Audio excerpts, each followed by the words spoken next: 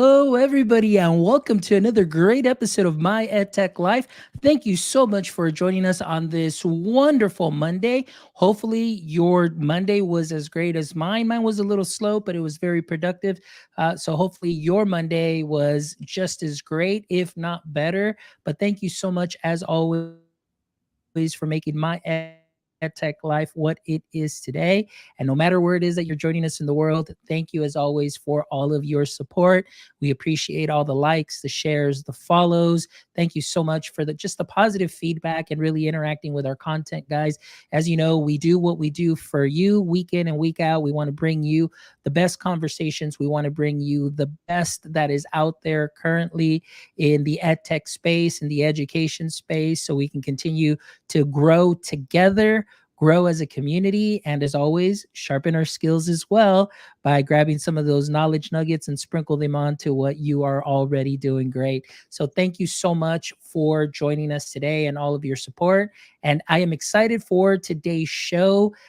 Just, ready to dive in because this is such a great story. Both, not just about the platform, but off the platform too. And I just really want you guys to this evening connect with Adam Sparks.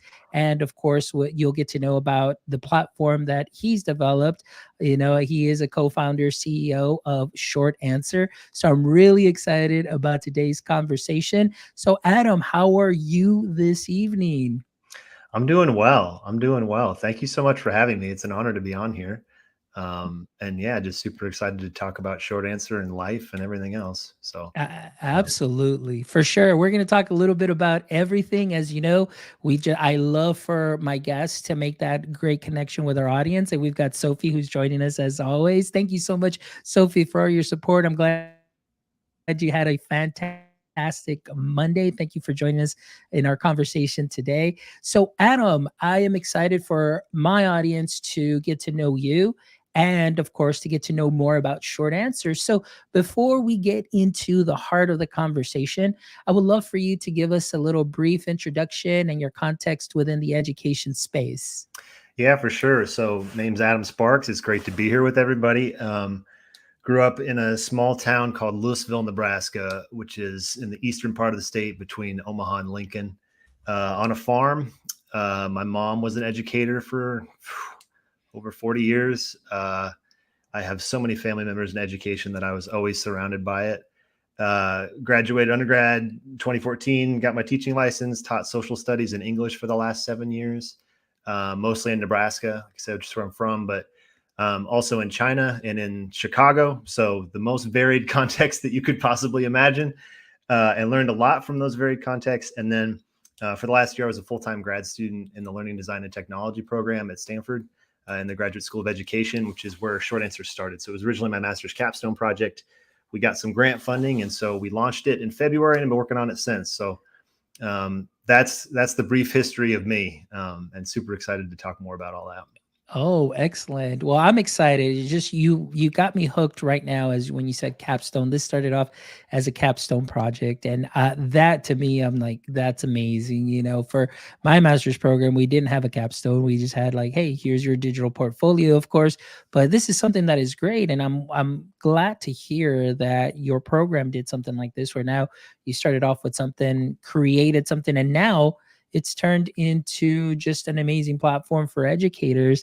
So let's talk a little bit about that too. So I want to get in, as you know, I know you mentioned just a little brief introduction, but I want to go a little bit further back. Just kind of walk us through this journey because, as you know, Adam, every superhero has an origin story, and if you're a guest on My EdTech Life, I definitely liken you to a superhero because of the work that you're doing, and in this case, the work you're doing through Short Answer. But not only that, Adam, I must say that you are my first guest that actually sounds like they have a superhero name, Adam Sparks. So, um, anyway, Adam, I thank you so much for at least taking that little joke right there. But I just want to hear more about just that origin story. So again, growing up in Nebraska, you said, educators in the family. So is that something that you already knew was kind of like, all right, this is what I'm going to follow? Or maybe at some time, or within you growing up in in your journey, did you want to do something else? No, when I went to undergrad, I thought I was going to be a lawyer, and I went in telling everyone that I was going to be pre-law, and that lasted about 6 months when I found out what the job of being a lawyer is actually like, um, and just fell in love with all my education classes. Always had it in the back of my head because I had always been surrounded by it. Um, and yeah, I took the education classes, loved them, and just went down that path and loved student teaching, and have loved the career ever since. So, no, originally I didn't think it would be education, but that changed pretty quickly. I think maybe I always knew, but just had to get out and experience things. Um, and that was the first part of your question. What was the second part of your question? Yeah, and then just to continue to walk us through that journey, so now you Oh, ended up, going from Nebraska. You said you went to Stanford, and then got into your program and working on that capstone. So I guess we can kind of start from there and then kind of yeah. get into the heart of the matter. So tell me a little bit about your program, and then of course where the idea of short answer came from within the program to end up being your capstone. Yeah, yeah. So, learning design and technology program at Stanford, it's a master's program. It's the coolest program in the world. You spend a year trying to solve a problem in education using technology. As a teacher, I had experienced many problems over the course of a 7-year career, as I'm sure you can imagine. And there were many I wanted to work on. The one that frustrated me the most, so I chose to work on that, was just this experience of, especially teaching social studies in English. That's a writing intensive curriculum. Spending all day Sunday giving kids feedback on that writing, or on just on work in general, it doesn't necessarily have to be writing. Coming in on Monday, giving them that feedback, having them ignore all of it, look at their grade, jam it in their backpack, and move on. And if you look at if, I don't know, like John Hattie's research on education interventions and the effect size of those different interventions, high quality feedback, top of the list. But what's so challenging about that is that experience of, like, so often kids just ignore the feedback, they don't use it, they don't even look at it. Um, and because of that, you negate all of that benefit. And so, wanted to work on that. Had a year to do it, which was a total privilege. We went through a bunch of different iterations. I don't want to shout out my project partner Ben Thier. I did work on it and build it with Ben in the LDT program. And I'll save you the story of those different iterations. But eventually, we landed on peer feedback as a way to get kids to, first of all, to get feedback quicker to students, but also to improve the learning that's happening as a result of that feedback. And so that's what short answer grew out of. I'm happy to talk more about that research base if you want. I don't know how much you want to nerd out on this process that we use to facilitate peer feedback, which is referred to in the research as adaptive comparative judgment, which sounds way more complicated than it is. But grew out of that research base and have launched it and seen really great traction so far. But yeah, happy to dive into any of that. I know I'm Yeah, talking no, no, no, no. a lot We're there. good. No, you're good. I definitely want to nerd out, but I want to come back to what you stated in the very beginning, because as a former classroom teacher of 11 years, I absolutely know what you mean about feedback. Now, I started back in I'm going to age myself. So for example, when I first started, it was like, "Hey, come in and here's a 3-inch 3-ring binder full of transparencies." So it's like that old machine overhead. Many of my audience members are probably like, "I don't even know what he's talking about, transparencies and the markers." Yeah, I know what you're So, talking about. Yeah, yeah, and then of course, going from high school to elementary, working with 5th and 6th grade, feedback is something that I loved to give, but I always saw the same issue that you said, where this would end up in that dark abyss of a backpack, where really what it was, and I don't know if it has to do with our education, I guess maybe system, or just practice, that students, they're just like, "Oh, here's the grade, and did I pass? Was it an A or a B? Okay, I'm good." Just shove it in the backpack, and they don't really care why they got an 80. It's just like, "Hey, I passed, I'm good, I'm just going to go ahead and continue yeah, and move on." But it was so difficult, honestly, really. I mean, the hours that I would take just to give feedback, and then just for them to just grab it and just shove it in their backpack and not even bother looking at it. yeah, So definitely what you said there right now, I was just like, "Oh my gosh, you're speaking my language," because that's exactly what happened. And I'm sure that it's something that even happens now, even though we're digital. I always tell the story before, it was stacks of paper that I was grading. Then all of a sudden, went on to Google Classroom. So now I have digital stacks, and now I'm returning feedback. But at the same time, it's like, is it even being looked at? It's just Right. there in their repository and so on. But I love that you saw that problem. And then, of course, you're like, all right, let's go ahead and see how we can go ahead and solve this. So tell me Right. a little bit more about how you and your who was it, Ben, that you were collaborating with? And Yeah, then, yeah, it was been in the LDT program, yeah. yeah, perfect. So tell me a little bit more. Like, let's go ahead and kind of nerd out a little bit more, just so we can learn more of how maybe just a couple of iterations and how finally we've come to our final product, which is Yeah. Short Answer, which is on the website, which I've been sharing on, during the chat. So tell us a little bit more about that. Yeah, well, I just want to double click real quick on something you just said, because that experience of you spending all this time giving kids feedback and then not have them use it, that then actually compounds on itself because it conditions the teacher. And I was guilty of this too. It conditions you to not give them feedback. It's like, why would I waste my time if they're not going to use it anyway? And so you see this compounding effect to this problem. So anyway, yes, just plus one to everything you just said. Yeah, so learning science research piece. So obviously, we grow out of a formative assessment framework. That's kind of the core of what we do. So we're trying to actualize Dylan William and Paul Black's 1996 framework for effective formative assessment. Those two gentlemen are kind of like the godfathers, or at least on the Mount Rushmore of formative assessment researchers. And so trying to actualize their kind of 5-point plan, but then also we grew out of this specifically around this scaffold of comparative judgment. So I think I should explain that for a bit, because one of the things we run into when we bring Short Answer to schools or when we talk to teachers is when they hear peer feedback, immediately like alarm bells go off and defenses go up, because so many of us, both as students and as teachers, have had horrible experiences with peer feedback, because generally kids are pretty terrible, frankly, at providing peer feedback. They're new to the content. So why would we expect them to be able to provide feedback on somebody else's work? That's really high level thinking stuff. And so that's, as we went through the LDT program, when we tried these iterations with peer feedback, they were generally disastrous because of that challenge. But what the research in adaptive comparative judgment shows is just basically, if you ask kids to provide feedback through the medium of comparison, they can do that meaningfully. So what I mean by that is just, here's two of your peers' work. I want you to tell me like which one of these is stronger based on the criteria we're studying.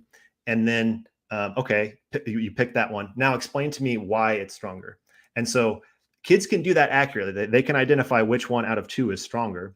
And then through that process of articulating the why, they're forming their own understanding of what makes for quality content. So it's almost like you're giving kids the category of a rubric, but you're not filling in the description of the rubric, because they're filling in that through the process of comparison.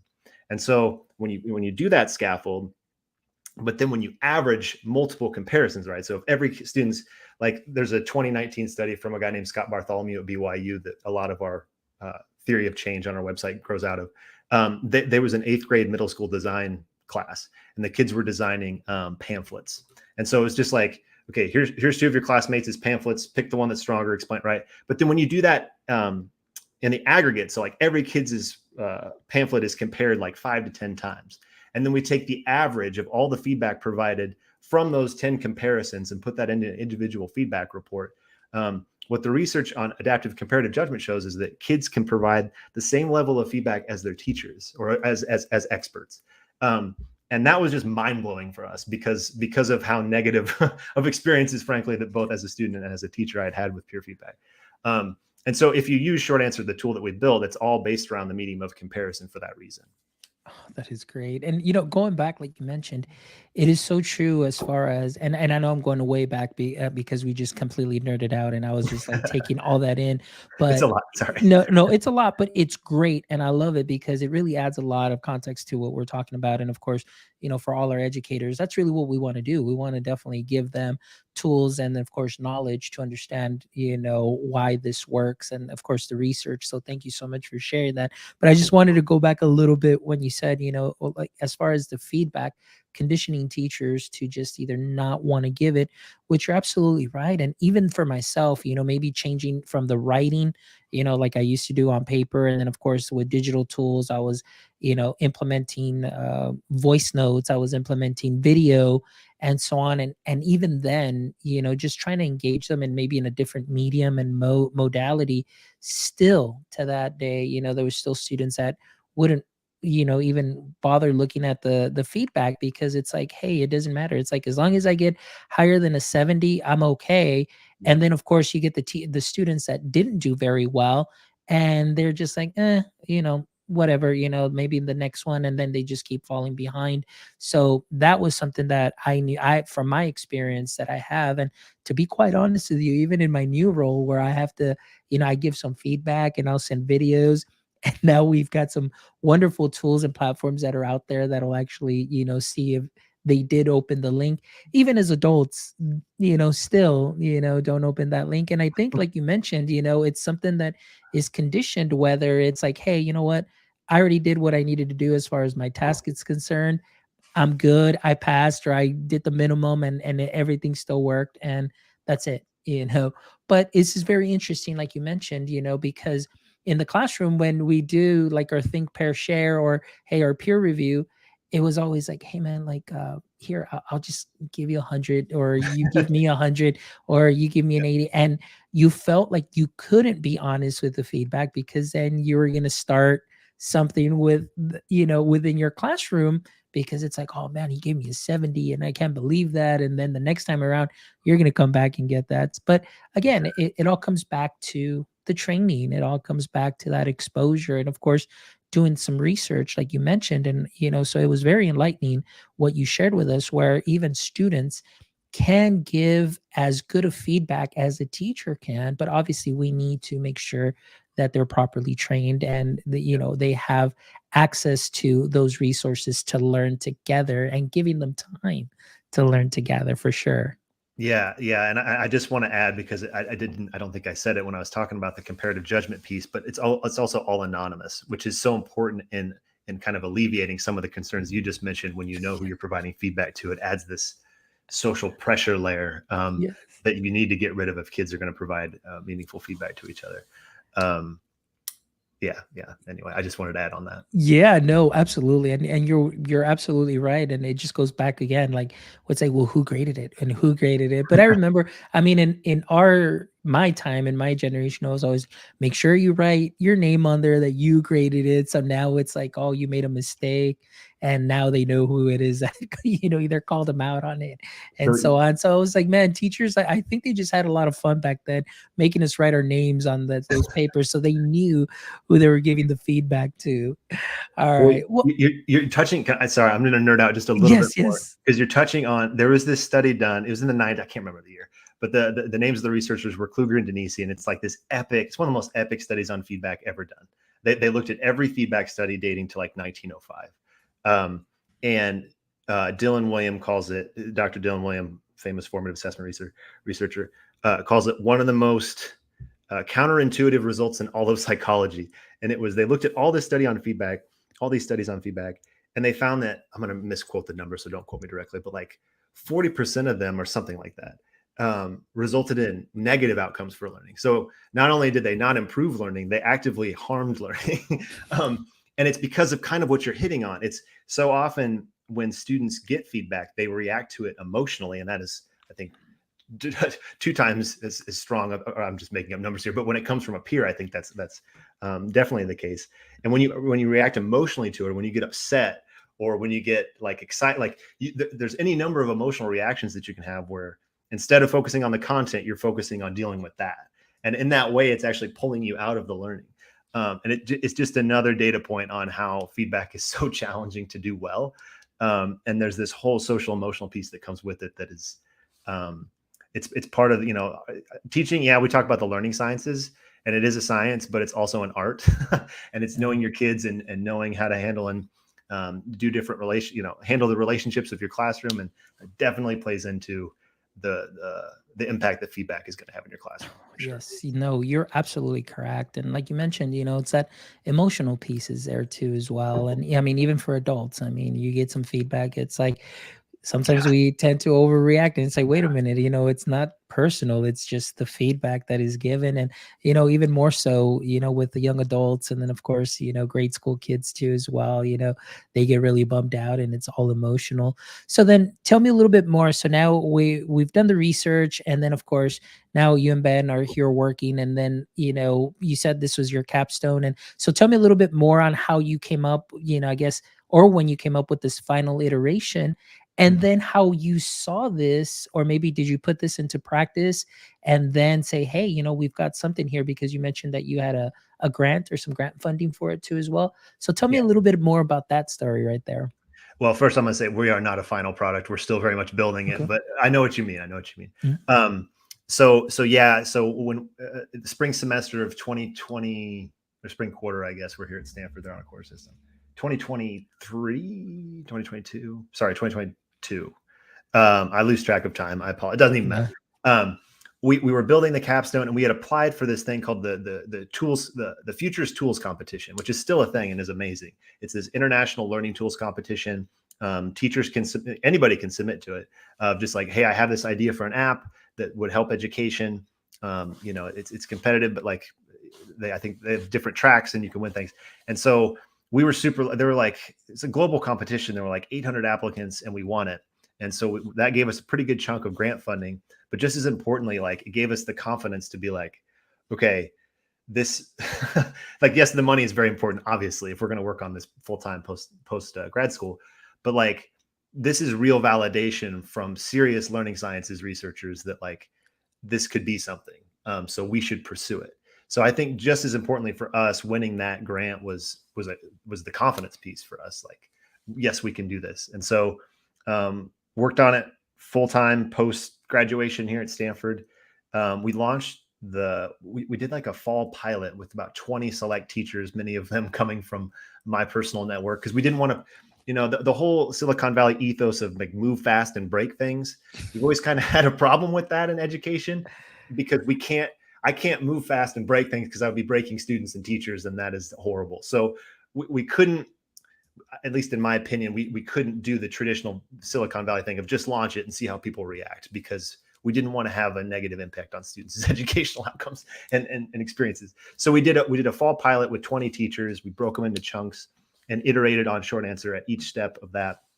And then based on their feedback, we got the confidence and launched it last February of 2023, and have been growing it ever since. We're used by roughly 30,000 combined teachers and students across, the last I checked, like 40-ish states, and 5 countries, which is like already a scale that when we were working on this just as like a school project, I never could have imagined. So yeah, super exciting. Wow, that is no, but that is exciting. You said out of 800 entries that went in and you all won. That is amazing. And like you said, that is a testament of the work and of course the research and people just saying like, hey, you know what? And again, I'm sure that for a lot of them, they had stories like myself and yourself that were like, hey, yeah, feedback and especially peer feedback is something that definitely needs a lot more work on. So, going into this, so if you could just kind of walk us through,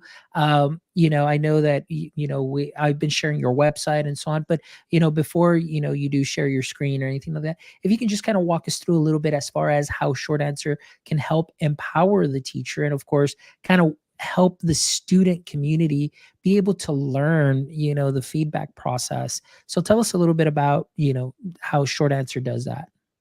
How short answer and like kind of the purpose we serve for teachers, is that Yes. okay? um yeah, I think a short answer allows teachers to dramatically increase the amount of writing practice that's happening in their classroom without increasing their work. So that's always the challenge, right? Like we can't do writing on a daily basis because teachers don't have the time to read all that, provide feedback, et cetera, et cetera. So less writing happens in the classroom. But because we're scaffolding it in a way where you can rely on your peers, or peers in the classroom, um, teachers can dramatically increase how much writing's happening, and in that way improve learning. Um, and in the process, like, because we're just using this really simple scaffold, frankly, of comparison, these activities don't take much time to set up at all. Like you can set up a short answer activity in less than a minute. You just type in your prompt, attach any pictures you want, set the feedback criteria, you're good to go. And at the same time, where it's only when I lead PD, sometimes I'll call the PD all juice, no squeeze, because it takes less than a minute to set up, but you can slot these in anywhere in a lesson. So bell ringer, slash do now. I don't know. It depends on the language of your school.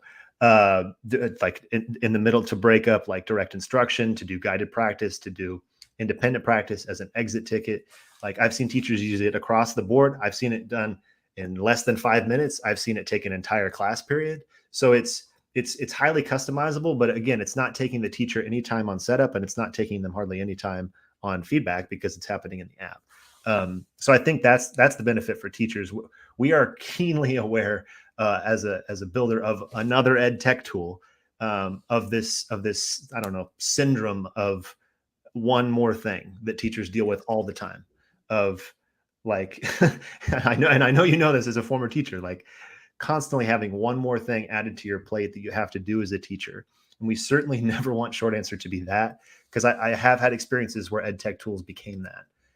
And so just trying to keep it as simple as possible to do one thing extremely well, and do it in a way that serves teachers in that way. That's kind of the teacher side of things. From the student side of things, it's hopefully, ideally, and we are seeing this, and I'm happy to talk about examples, getting them to practice daily writing, getting them to practice the process of providing feedback, getting them to use feedback and revise their understanding based on that feedback. There's so many learning benefits that come from that.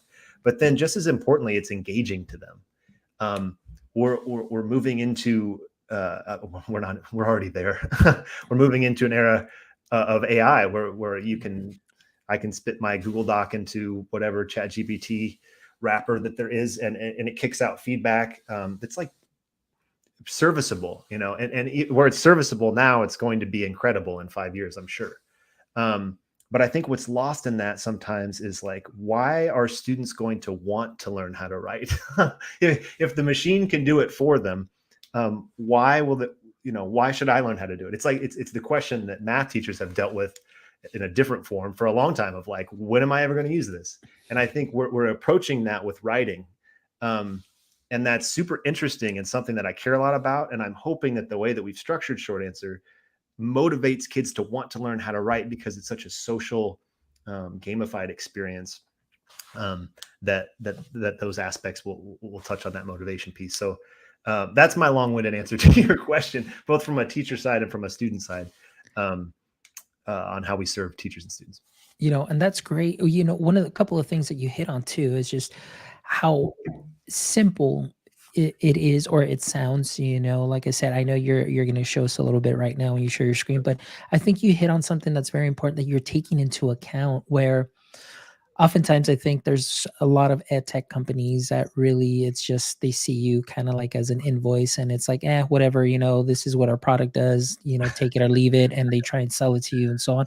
But Yeah. the fact that you mentioned, and this is what I love already, that I'm already like, I'm buying in, because you said it's about keeping it simple. And that's always been my motto, especially working with teachers and having to be the one that's introducing new tech to them and rolling things out. And it's always just about keeping it simple. And the fact that you're doing that with a low barrier to entry for teachers.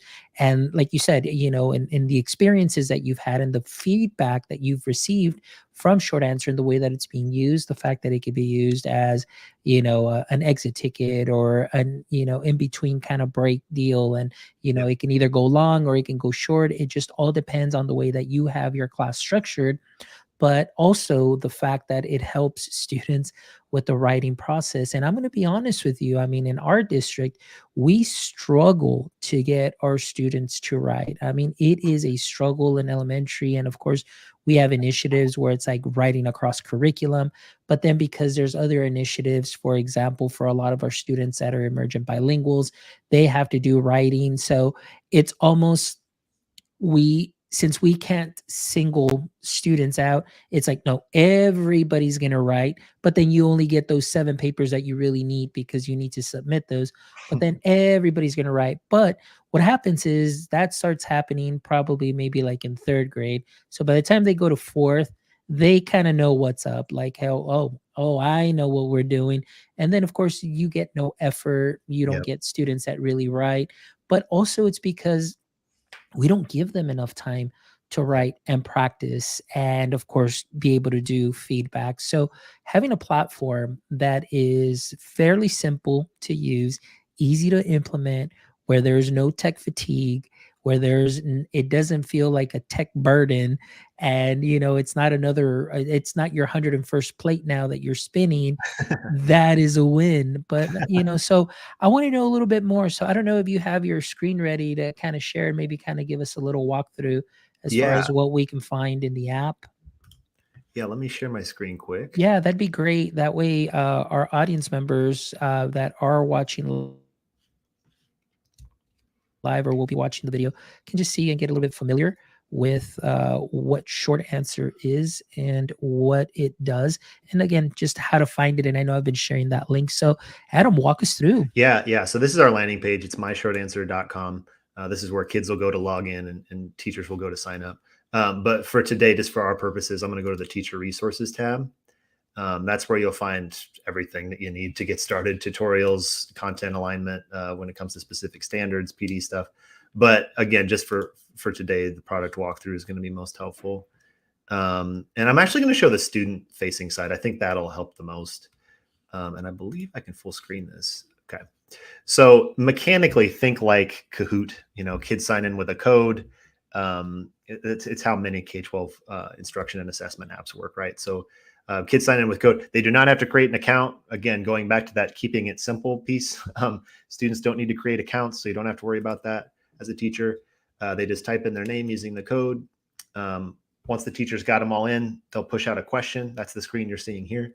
In this case, I think it's like a middle school world history example. So you see the students got the question. If there were pictures attached to the question, they would be here. In this example, they're not. Student responds. They see the success criteria that they're going to be, the feedback will be provided to them based on here. So again, that's growing directly out of research that shows like kids learn more effectively, essentially, when you share the assessment criteria with them upfront. And so we're doing that intentionally so students can see what they'll be judged on, type in their response. They rate their confidence. That's building on this metacognitive piece that I haven't talked about yet, but would be happy to talk about here in a second. And they respond. While they wait, they have an avatar they can customize. And then this is kind of the core of it. So this is that comparison piece. So once the teacher clicks begin feedback, once they got all the responses, in this example, this is an all-in activity, which is one of 3 different activities we have on the platform. Every kid's answer gets feedback. And so I see 2 of my peers' responses here. Notice there's no names on it, going back to that anonymity piece. I read both of them. And then this is an example based on class content. So of these 2 answers, which one demonstrates understanding of life in ancient Greece better? And so what the students will do is drag that, and you're going to see that here, to one of the other answer. And in the process, they're awarding points, right? So that's the gamification piece. And I mean, I don't know if you're familiar with Jackbox games, but if you are, this is very comparable to like a Quiplash, if you've ever played Quiplash before. But again, that medium of comparison is the helpful scaffold. And so, the students compare, they click submit. I don't think you're going to see it in this walkthrough, but if this were actually an all-in activity we were doing in class, they would get 2 more answers and continue comparing. Teachers always ask, like, how long should this process take? It's hard for me to give a set answer on that. I think it depends on the content, obviously, but if every kid can do 2 to 3 comparisons, that's going to give you pretty meaningful individual student feedback reports, but it's also going to give you a pretty meaningful distribution of student responses. That's something I haven't talked about yet, but on the back end, we're using this adaptive comparative judgment algorithm to essentially just like every answer. So like in this case, this answer on the right that was picked, every answer that's being picked is being slowly shuffled to the right. Every answer that's maybe not being picked is being slowly shuffled to the left. And so what a teacher gets is they get this accurate distribution of student responses from high to low that they can quickly look at and see like, okay, here's my kids that seem to be getting it. Here's my kids in the middle. Here's my kids who might still need some extra remediation on this stuff, which you can do any number of really cool formative assessment stuff with, the following class period or things like that. But anyway, student submits. This is the individual feedback report that a student will get. So they'll see the different percentages that they get on different on each criteria. This is I don't know, upcoming feature within the next like 14 days on our product roadmap. But pretty soon, students will also be able to leave open comments if teachers want, that would also show up here. But easy extension activity for teachers here is like, okay, in this case, Amber, what I want you to do is pair up with somebody next to you. I want you to talk about your best category, in this case, demonstrating understanding of life in ancient Egypt. I want you to talk about your lowest category, and I want you to revise your answer in a Google Doc based on that lowest criteria that you received. And I want you to submit that and tell me how you revised your answer based on that. So again, teacher didn't have to do anything. Kid got feedback in the moment and then is actually being prompted to use it. And if you look at the feedback research, that's what has to happen if you're going to get that amazing effect size. So that's kind of the core of it. Now, this is just the teacher side, this is just the student side. But hopefully that gives you a sense of generally how the platform works. Oh my goodness, that is amazing. And oh, so simple. Like really, like and this is, like I said, this falls into my philosophy of keeping it simple. I just wanted to share Sophie's comment right here. Sophie Youngs, who's joining us on LinkedIn, says, I love the confidence check piece.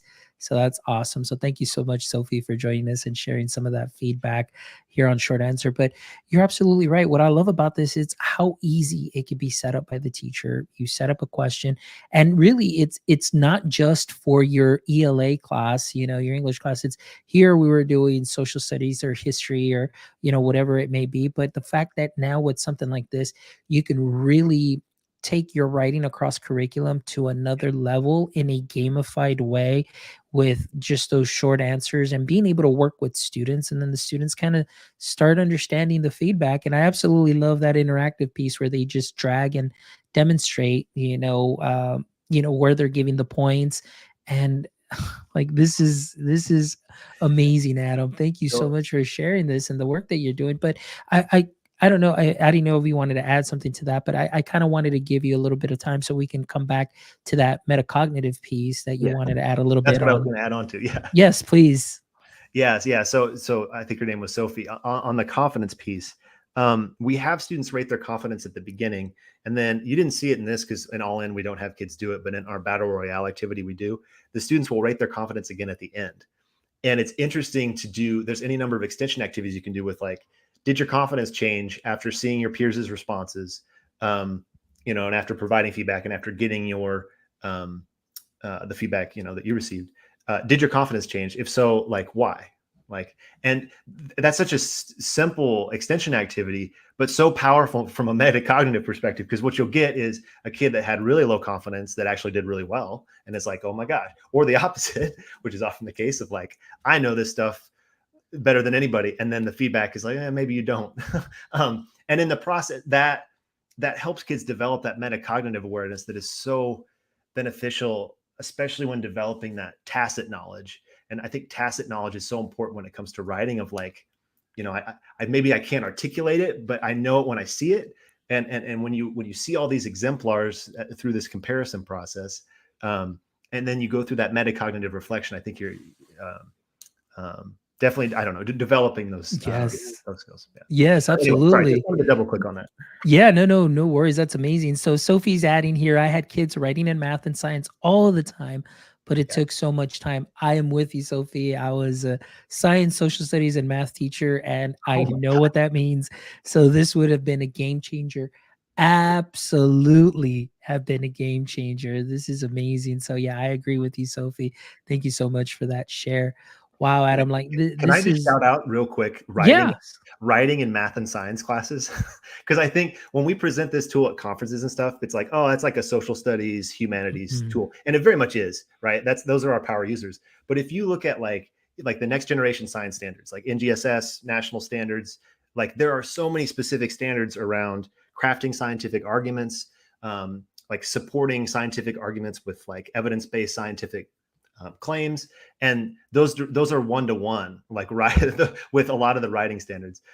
So yeah, absolutely, this is writing can happen in a science class. Writing can happen in a math class. It may not be, well, in a science class, it is a direct one-to-one fit. In a math class, it may not be as direct, but there are any number of really cool activities you can do with this to get kids writing in math and just writing across the curriculum in general. So yes, I just want to shout that out because Yes. I think it's something that people are skeptical of, and I am passionate about. Absolutely. So, Sophie, here's justify your answer. There you go. I love it. No, absolutely. Like I mentioned to you, Adam, like in my experience in the classroom, it was like, oh, okay, writing across curriculum. And so we do that. And then, of course, there comes the time it's called telpus, and really it's just for our students that are emergent bilinguals, and just to see where their writing is at. And but then of course we would have to make the whole class write, and it's kind of like, okay guys, you got to write, and it had to be for that particular topic. So whether it was science, there had to be a science writing. So myself, that I was teaching 3 subjects, it's like, ugh, why are we writing in math? Like, we don't need to write in math. And then so there you are, like crafting certain things for math, like topics that they can do. But if this were available, then I think it would be a little bit better for them to do. And you can even add it as an activity, and then of course see and get that feedback, and still have that artifact that they may be looking for that we need to submit. And of course, keeping that data, and like you mentioned, seeing where your students are at. You've got the students that are understanding, the students that are kind of like midpoint, and then you've got the students that you might need to do some additional intervention for, whether it's fixing a misconception or just a maybe little quick reteach. But what I'm always looking for in ed tech tools is the following, and this seems to be falls right in line with the types of tools that I'm always looking for, which is being able to immediately get those results, see which students I really need to work with, and then from those students say, okay, is this due to maybe student needing additional supports, or was it just a quick reteach, or was it a misconception or anything? And to lighten the load later on in the year, where we would have tutorial groups that would need to come in. And especially, Texas is big on state testing. I always had the smaller group of students that would come in on Saturdays, because I was really just looking at the data, and I would just reteach right away. Where other classes, they would just, they just bring everybody in, whether they needed to be in there or not. But again, this falls in line with the types of tools that I like, where I get that immediate feedback, and then I can immediately take action for those particular students. But also, helping my bubble kids, or my middle kids, also say, hey, okay, let's just get that little push so we can all be moving on up and showing some growth towards the year. So I Yeah. absolutely love that for sure. Hey, thank you. And you're touching on an important piece I haven't talked about, which is the immediacy of feedback. Because what Yes. so often happens with with feedback is, because it takes us as teachers, one, if we're lucky, if not 2 to 3 to 4 to 5 days, if not more, to get kids feedback on their writing, because it's so time consuming, right? They're no longer in the moment of learning. And so like literally when they get the feedback, they're like, what was this again? They have to like reorient themselves. So if you don't necessarily want to give them feedback while they're in the learning, but with short answer, you're getting it like right after you've done this metacognitive processing of seeing every other students' responses and doing some reflecting there. And it's a really ideal time to get it in the moment. And again, saving the teacher the time in the process. So yes, the timing is really vital when it comes to feedback. So I just wanted to expand on that. Absolutely. Well, thank you, Adam. I really appreciate your time this evening. Thank you so much for just sharing something so wonderful with me and with my audience. I want to thank Sophie also for joining us, and those of the others that are going to be catching this on the replay and so on. But this is amazing, and I've been sharing the link. And for anybody also, just again, I've been putting the banner up too. Please make sure that you visit Short Answer or myshortanswer.com so you can go ahead and check out this amazing platform. Now, Adam, I didn't get to ask, as far as, if there are some questions that do come up as far as, accounts and so on, is there anything on pricing that our audience members should know about? Yeah, a vital question for teachers. It's free. You can sign up, try everything I showed you when I pulled up the screens tonight. It was free. Everything right now, like base short answer, we have gone out of our way to make sure it's really useful for teachers, even if they can't afford to pay for the premium. But we do have short answer premium, and we will, for $75 a year per teacher. And we will oftentimes then bundle in professional development with that, because we do think when it comes to using tools like effectively, we think that PD piece is really vital. So that's kind of the core of it, I guess, when it comes to price. But again, we know teachers free is vital for many, or in fact most. So yes, it's all free. Absolutely. That is great. And Sophie's like, this is so cool. And for me, this is what I always say. It's free 99. That works for me. If it's free, it's for me, as an introduction there. I should specify, because so you, as a teacher, you'll be limited to saving up to 10 questions. Okay. So there is a limit, but like you will still be, you'll have enough use, I think, to see if it's a good fit for your classroom. Yeah.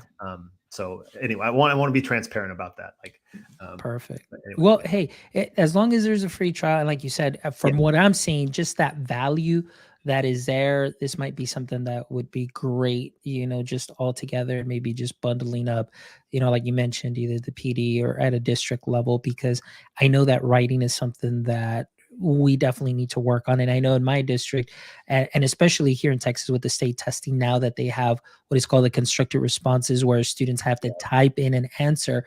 And I don't think the state did very well, from at least what I had been seeing, the feedback. And even within that's my own correct. district, uh, was not very, it wasn't, the results weren't great. So if it's something that we can help our students, and not only that, like you mentioned, it's not just going to be for the ELA class, it's not going to be just for social studies, but it can be easily done for math and science and social studies and all subjects. But to be able to work on that feedback is something great.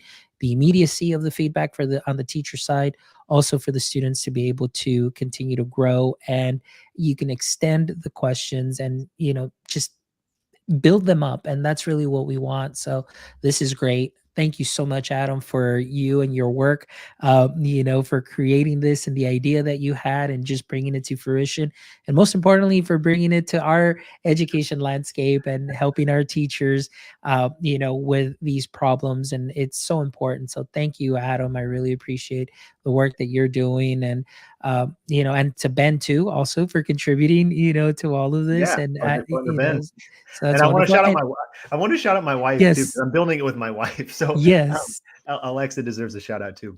But yes, please make sure you do shout her out for sure. yeah, And I do want to shout out, she did get accepted to Stanford, so she is in Stanford. And the only reason I'm adding that is because I loved that story that you put on TikTok. And I was like, this is so cool, driving back, from Nebraska all the way to Stanford. Now it's her turn. And it's great that you guys are doing this together. So thank that's you. wonderful. So big shout out to you and your wife, and, the work that you guys are doing here. But before we go, Adam, and before we end, I hope you did look at the calendar invite and I did. section 3, the last 3 questions, Yeah. because I always love to end the show with the following 3 questions. And like we talked about, kind of like in that superhero theme, we know that Superman's greatest weakness was kryptonite, so that would definitely weaken Superman to the core. So I want to ask you, Adam, in the current state of education, what would you say would be your current kryptonite? um, a lack of a trust for teachers, like a lack of a trust in teachers. And what I mean by that is, like, when a teacher, we just need to trust teachers to know what's best for their classroom, and give them the resources necessary to enact those changes. And it's crazy how simple that is, but how often that doesn't happen. Um, and teachers, so often when they want to do something in their classroom, have to get at a minimum one other person, but often 2 to 3 to sometimes 10, depending on the initiative, 10 people to say yes. And it only takes one of those people to say no. And all of a sudden this teacher can't do something that they felt was best for their classroom. And that manifests itself in many different aspects of K-12 education. But just trusting teachers that they're professionals, they're experts, they know what's best for their classroom. So let's empower them and enable them to do that. It sounds so simple, but it can get so challenging in some of our systems. So yeah, I thought a lot about that question, but and there's a lot of answers to it. I think there's more than just one, but that's the biggest one for me. Both as I'm saying that as a former educator, but now as someone building an ed tech tool for sure. Awesome. Great answer. Thank you so much, Adam, for sharing that. Question number 2 is, if you could have a billboard with anything on it, what would it be and why? Yeah, I thought about it. If I'm giving you if I'm giving you a real Adam talk, it would just say "Go Big Red." I'm a huge Nebraska Okay. Cornhuskers fan, and we would just line them up and down I-80 in Iowa, and it would just say "Go Big Red" across the entire state of Iowa. In reality, it would be fund our schools, and it would be in every single state. I don't care what state you're in. It's teachers need to be paid more, but also teachers need resources for their classroom, and they shouldn't have to go to set up a GoFundMe at the beginning of the school year to get pens for the expo board. Like that stuff is so frustrating to me. It's encouraging to me to see how passionate teachers are for their classroom, that they're willing to go out of their way to set up a fundraising campaign and get that stuff.